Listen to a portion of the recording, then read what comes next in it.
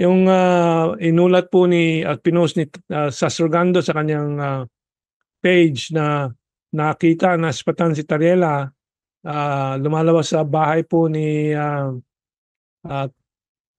Martin Romualdez, no, si Tambaloslos, at may daladalang tatlong itim na bag. Ang tinanong lang ni Sastrogando, ano ba ang laman niyan? Ano? Sumagot si Tariela, another baseless statement from Mr. Alan Troy Rogando, si Sasot, no? Sasot. If you cannot prove this, make sure you have a good lawyer. This guy makes it so easy to make such malicious blah blah blah. So question Tariela, saan ang kaso mo? Ikakasuhan mo na. Kasi hindi po libel yung magtanong kung anong laman ng bag na dala-dala mo. Ito na po yung sa Tariela. This section I name as the corrupt life. Ano? Corrupt life. Si Tariela, of course, ngayon lumalabas na po ito. Ito mga pictures po nila, very good evidence against them. Unless they're doctored, which is not being claimed by Tariela himself, he is not denying that these are doctored, no? So, yung isang litrato po ni Tariela, suot-suot niya ay tagua. I don't know how to pronounce that. But that is estimated to be 220,000 pesos. Now, for a career PCG officer, kaya bang ganyang klaseng luxurious pertinences sa katawan po niya? Ano? Kaya po, ang tanong po dito, dapat Risa Ontiveros, bakit hindi nyo imbestigahan ang lifestyle nitong si Tariela? Ano? May bali-balita na $4 million ang umikot na po at na dumaan po kay Tariela para sa kanyang gastos, that is almost 220 million pesos or more para sa gastos sa kanyang assertive transparency campaign, kanyang minudmud para sa atin ito na mga civilian proxies ng Amerikano tulad ni sinong David yun, Rafaela David ata, no? And of course Ed De La Torre, Father Ed De La Torre, ano, at sila Father Reyes, Robert Reyes, ano. Taghuer. I don't know how to pronounce it. Do you know how to pronounce it, Kado? Taghuer. Taghuer, sabi ng iba. And ito naman po sa isang litrato na naman po na nahuli po si Tariela. Suot-suot, iba naman po, Omega. Ano? At sa presyo po ngayon yan ay 270,000 pesos. Yan ang corrupt life. Ano? Kung titingnan po natin, unless he comes out and clarifies, no? So far, we have not heard, isang linggo na ata ito sa social media. Okay. Ito naman yung lumabas po na post ni Sastrogando at naiulat po niya na si Tariela po ay naspatan, lumalabas sa bahay. Lumalabas. Hello. Taghuer. Okay. Kinuha ni Kaado yung pronunciation from the internet.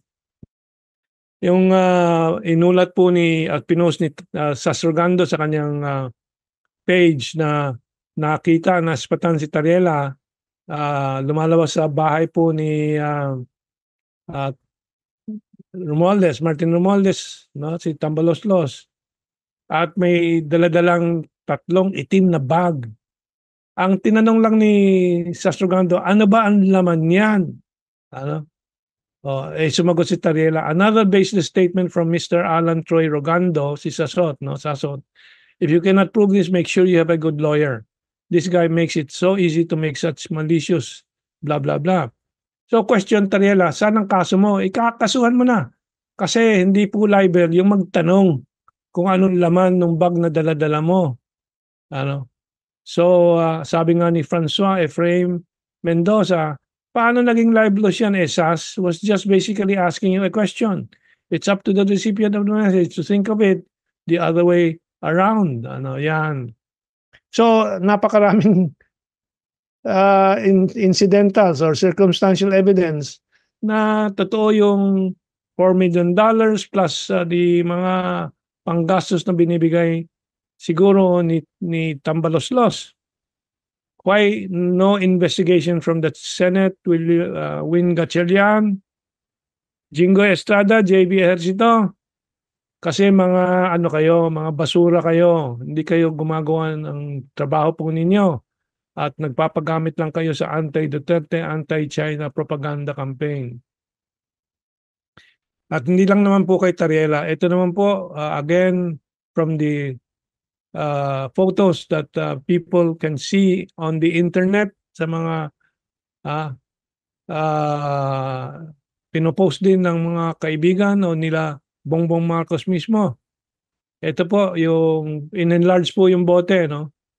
Pinapakita po yung iniinom nila Disa Satanas. Anong Louis Roder, I don't know how to pronounce it, Crystal Brut, Champagne, 699,000 pesos isang botelya. Ayan po. This is the kind of rulers that we have in the country. Ano? Okay, ayan po. This is the corrupt life of our corrupt ruling political class. And yan po, katumbas din po ng buhay nila Manny Pangilinan. Siguro kay Manny Pangilinan, hindi champagne, kundi lalaki. We don't know, no? So, mga bali-balita po. Okay, yan ang klaseng mga liderato po ng bayan po natin. Okay, tuloy po tayo. Tariela, the 3 black bags issue about you is not baseless. My source is very reliable because he was in Martin's house too when you were there. And for your information, between the two of us, you're the one who has proven the real integrity issue as you were kicked out of the PMA because of cheating. This is not just an accusation but a result of institutional investigation. Never in my life from grade school until now that I had committed cheating. So ikaw ang hindi dapat pagkatiwalaan dahil proven na mandaraya ka doon sa kaso niya sa PMA. So yan. Yan yung tinutukoy ni Kaado kanina. Isa tayong kaibigan na retired sa service na sinasabi na yung mga ostentatious display of wealth na yan that do not jibe with their SAL-N is already a case for the ombudsman. Kasi magdadalawang taon na ako naghihintay ng demanda nitong Tariela. By the way, mga kabansa, modesty aside, hindi ho sa pagdadala ng sariling bangko, yours truly po under the ASEAN Century Philippines think tank, strategic studies for ang nagbuko ang nag-whistleblower diyan sa PMA record ni J. Tariela. Tayo po ang nag-expose at ang ating ginamit na pruweba dyan is a Inquirer yata yun, Inquirer News, Inquirer or Philstar, na during that time, he was found guilty by the Honor Code Committee of PMA. No? So he was given only 2 choices. Leave the PMA or tumuloy ka pa rin but suffer na ma-ostracize ka ng mga peers mo, ng mga peer cadets mo. No? And he chose the first. Umalis ho siya at finally sa isang wala namang sa isang sulok na Maritime Academy lang ho yan nag-graduate, no? Isang mababang paaralan para sa Maritime Academy. So nakagraduate din ho. And then nung sumali naman dyan sa Coast Guard, nanggugulo,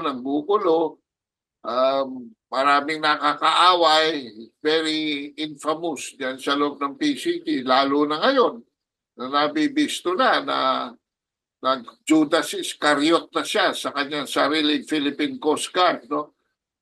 Siyempre, dapat kayo dyan sa mga Coast Guard, tinatanong nyo, kung bakit yumayaman si Tariela at kayo ay nagtitipid sa government pay. Yung mga Armed Forces of the Philippines, masaya ba kayo kay Tariela? Ha? Yung mga nandyan sa National Task Force for West Philippine Sea, Ed Anyo, of the National Security Council, are you happy that Tariela has so far made millions in dollars and ikaw hovering between life and death with your heart surgery lately? Are you happy with that, Ed Anyo? And what about you, Jonathan Malaya? You are also a spokesperson. Are you receiving your share from Tariela? Aba, 3 bag yan, Ronnie Hill, Coast Guard Commander.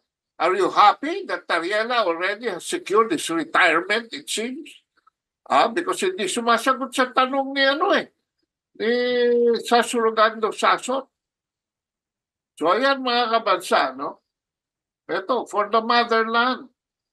Sagutin mo naman for the purpose, no? 2 years na, magto 2 years mo na ako from the time you threatened me in your ano ba yan? Ex-account na ididemanda mo ako for that whistleblowing. Aba, please, please, come on down. I am sure makaka-raise naman ako ng bail bond.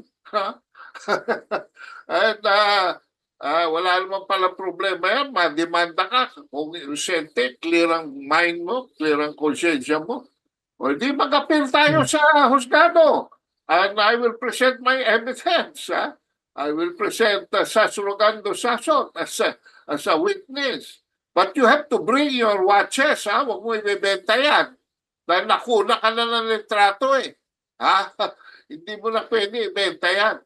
As to pag-aari yan ng tatay mo, hello, mabuti pa sinabi mo pag-aari yan ng congressman na kapatid mo Dahil magiging credible ka pa dahil talaga naman mga buhaya yan sa Congress. At talaga maraming pera ngayon dyan sa Congress. So sinabi mo na lang sana. Bakit? Wala yan sa statement of assets and liabilities mo. Dapat nakadeclare yan. So, I think it's about time na tayo na mag-file ng demanda dito sa kriminal na ito, no? Para hindi na, pati sina, demanda na rin natin. Sina Stella Kimbo, at saka yung si the Hulk of Congress, yang si Congressman Abante, yung mga nagpapalabas, ang First Lady siguro pwede rin yung demanda dahil hindi naman elected official yan, no? For ostentatious display of wealth and questionable character o magsasampaign ka, almost 700,000 pesos. Sus, Mario. Yeah. Dapat iniinom nyo na lang tubig sa inidoro. Sus, Mario. Well, at bigyan natin ng, tutukan din natin ng pansin yung pagkawalan ng investigasyon dito sa mga issues na to ng Senado, nila Risa Hontiveros at mga iba po dyan sa Senado at dyan sa Kongreso. They're not doing their job with regards to the corruption of these people. Sana ang investigasyon nila, no? And sa ating sandatahan lakas din, yan ba ang dinidepensahan po ninyo? Yan ba ang inyong you are sworn to protect or the people? Kitang-kita na po yung kanilang paglalabag po sa ating moral, ethical, and legal standards for public office. But no, you're all one and the same. At hindi naman lahat, but maraming general po ay sariling kapakanan lang po ang iniisip. Kaya po pag-alaga ng Amerikano okay sa kanila.